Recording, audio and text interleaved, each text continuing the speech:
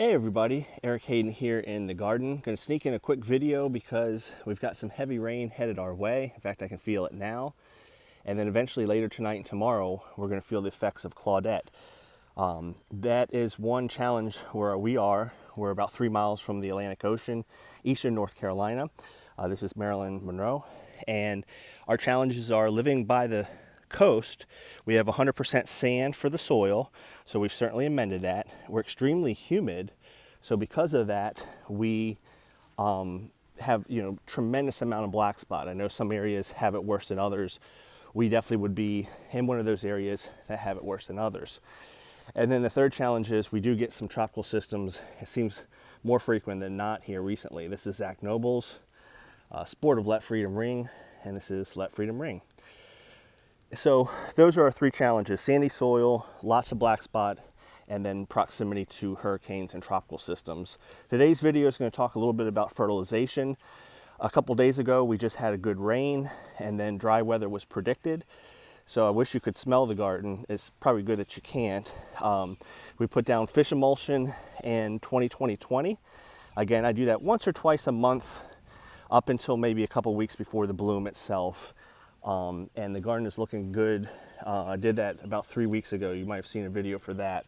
And what I've noticed after the one I did 3 weeks ago, a lot of new growth. So in a cycle of roses, whether you're up north or down south, I tend to put slow release organic and some type of synthetic like Osmocote. I get it real cheap at the farm supply here.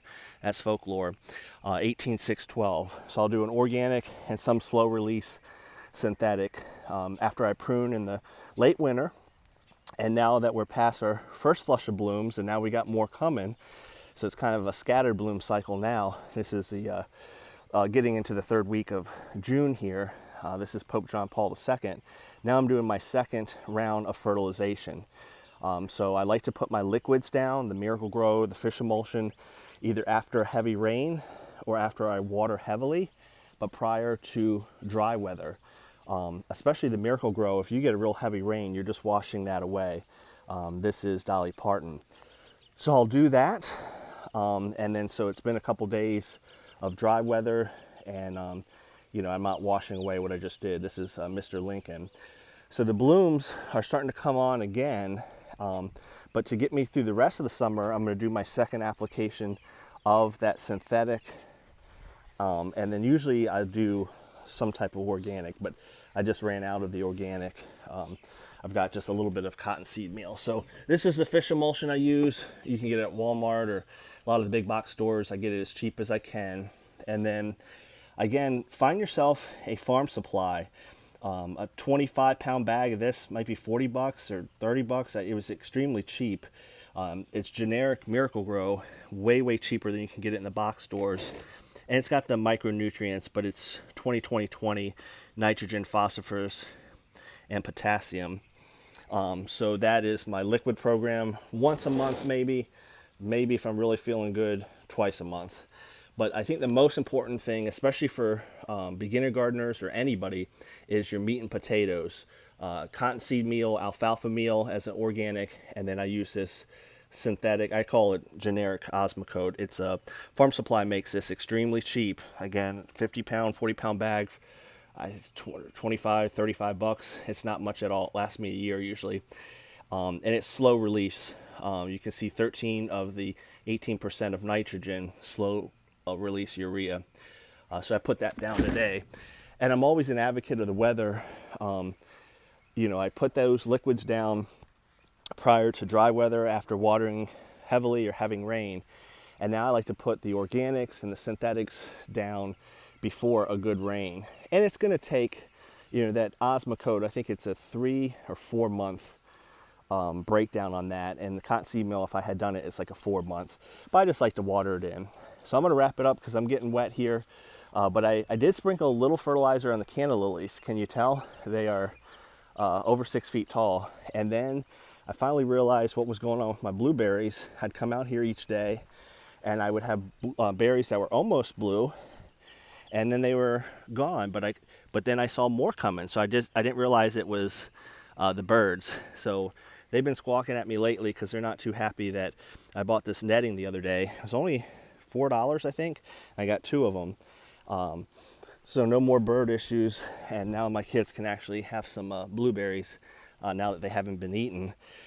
Because of our sandy soil, I have not had luck with tomatoes and peppers and squash, somewhat luck, but we're trying them in pots this year and they look way, way better. The potting soil we're using is that Pro Mix that I use to pot up the roses. So you can see getting our first peppers.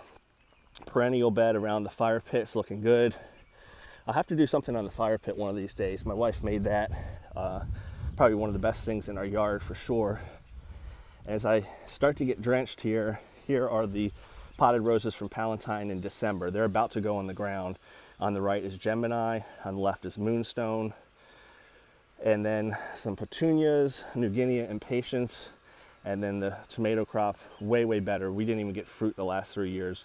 I guess we have a lot of different issues in the soil that tomatoes don't like. Again, my focus has always been on roses, so I don't pay as much attention to that. So I think I showed you all the good blooms. Again, today I'm putting down that slow release synthetic and organic.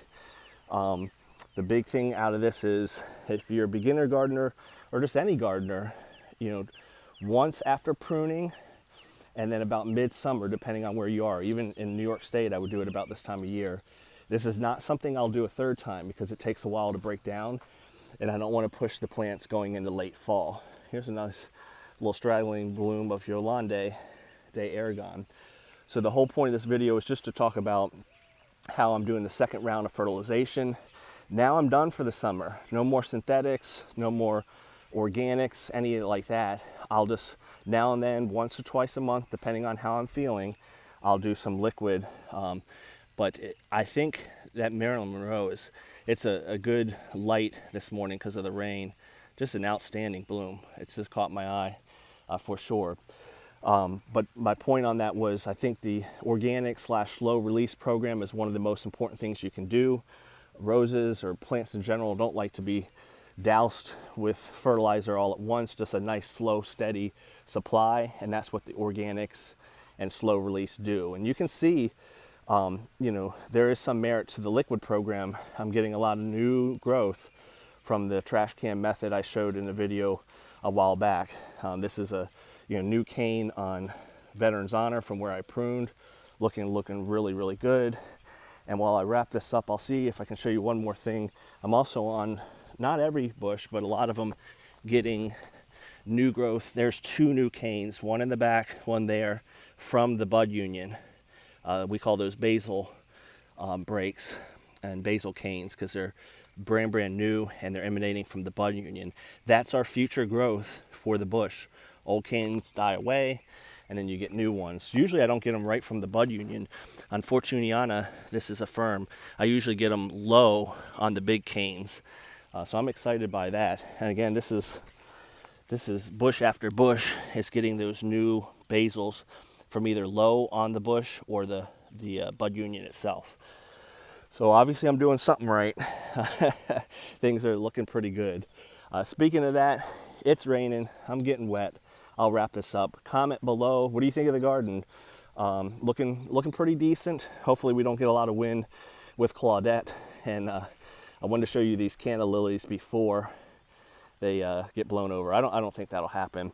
Once this little band of rain stops, I've got to stake up my climbing rose. The green tape I use, I've realized, probably because of UV, after about a year it breaks. So the climbing rose needs to be trained, should be up to the top of that now that it has had a couple years of growth. Have a good one, everyone.